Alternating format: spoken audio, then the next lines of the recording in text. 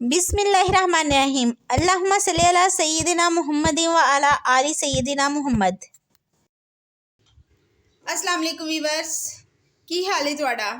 उम्मीद करनी आ कि अल्लाह दे फजल करम च तुसी ईमान ते सेहत दी बेहतरीन हालत च होवोगे।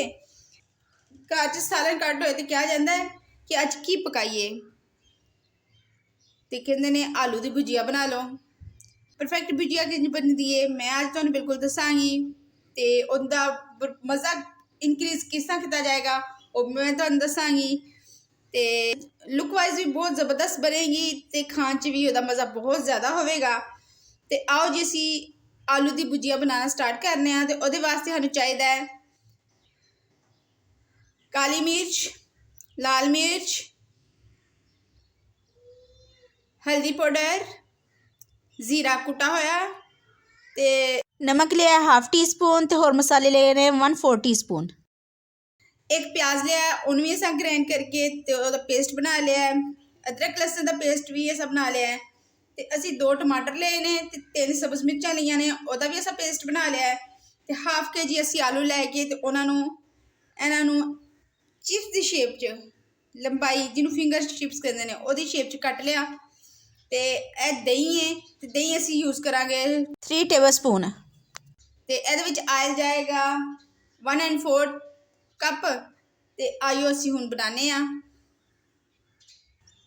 ए लो जी असी पैन रख लिया तो ਇਹਦੇ ਵਿੱਚ असी 1/4 कप आयल पा दिता है। साडा आयल गर्म हो चुका है ते ਇਹਦੇ ਵਿੱਚ हुण असी पावांगे आलू।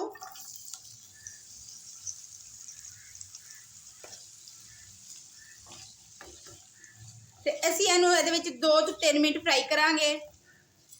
ਇਹਦਾ ਸਭ ਤੋਂ ਮੇਨ ਮਕਸਦ ਇਹਨੂੰ ਫਰਾਈ ਕਰਨ ਦਾ ਇਹ ਹੁੰਦਾ ਹੈ ਕਿ ਜਦੋਂ ਆਲੂ ਬਾਅਦ ਦਫਾ ਥੋੜੇ ਜਿਹੇ ਜ਼ਿਆਦਾ ਗਲ ਜਾਂਦੇ ਨੇ, ਟੁੱਟ ਜਾਂਦੇ ਨੇ ਸਾਰੇ, ਤੇ ਉਹ ਜਦੋਂ ਅਸੀਂ ਇਹਨੂੰ ਫਰਾਈ ਕਰ ਲਾਂਗੇ ਇਹਨੂੰ ਜਿੰਨਾ ਮਰਜ਼ੀ ਕੁੱਕ ਕਰੋਗੇ ਨਾ ਇਹ ਟੁੱਟਣਗੇ ਨਹੀਂ।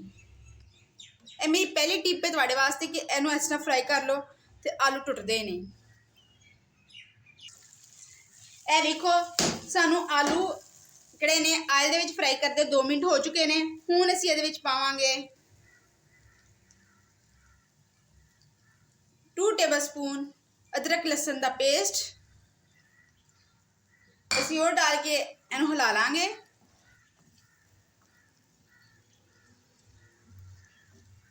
तो इन्हू असी मजीद 1 मिनट पकावांगे। तो इन्हू असी अदरक लहसुन भी 1 मिनट पका लिया। तो हुण इहदे विच जाएगा 1/4 टी स्पून यानी 1 चाय वाले चम्मच का चौथा हिस्सा ਇਹਦੇ ਵਿੱਚ जाएगा जीरा पाउडर जाएगा। तेनों अच्छी तरह हिला लांगे।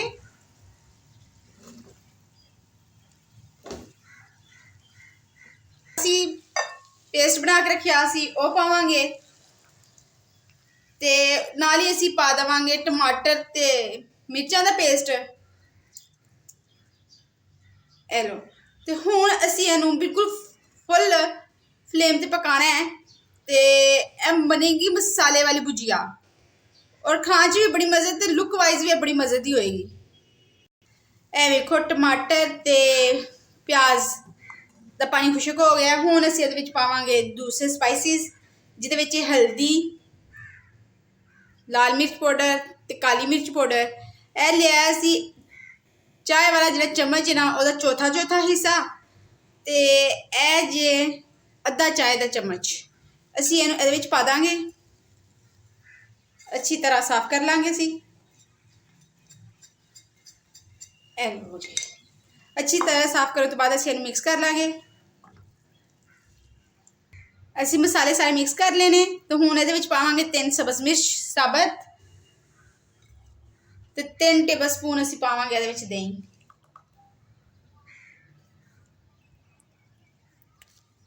ते असी हुण इहनूं चंगी तरह हिला लांगे।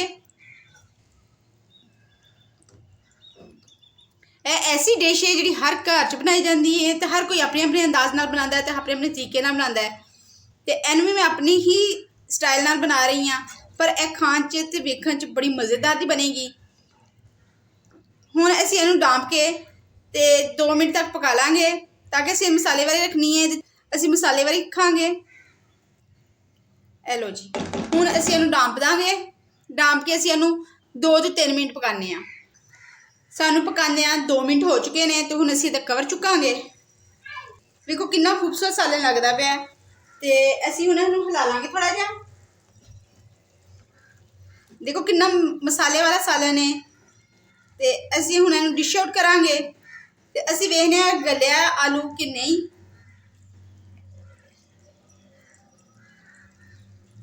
ਇਹ ਵੇਖੋ ਆਲੂ ਵੀ ਚੰਗੀ ਤਰ੍ਹਾਂ ਗਲ ਗਿਆ ਤੇ ਹੁਣ ਅਸੀਂ ਇਹਨੂੰ ਬਾਹਰ ਕੱਢਨੇ ਆ ਪਲੇਟ 'ਚ।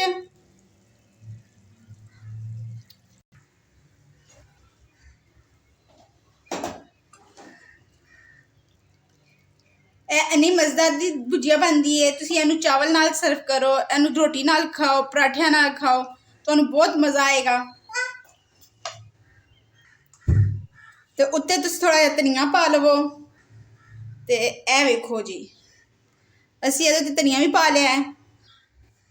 ਤੇ ਇਹਨੂੰ ਤੁਸੀਂ ਜਿਹਦੇ ਨਾਲ ਮਰਜ਼ੀ ਸਰਵ ਕਰੋ, ਜਿਹਦੇ ਨਾਲ ਮਰਜ਼ੀ ਖਾਵੋ, ਜਿਹਦੇ ਨਾਲ ਵੀ ਖਾਓਗੇ ਤੁਹਾਨੂੰ ਬਹੁਤ ਮਜ਼ਾ ਆਏਗਾ। ਬਹੁਤ ਮਜ਼ੇਦਾਰ ਦੀ ਇਹ ਭੁਜੀਆ ਬਣਦੀ ਹੈ।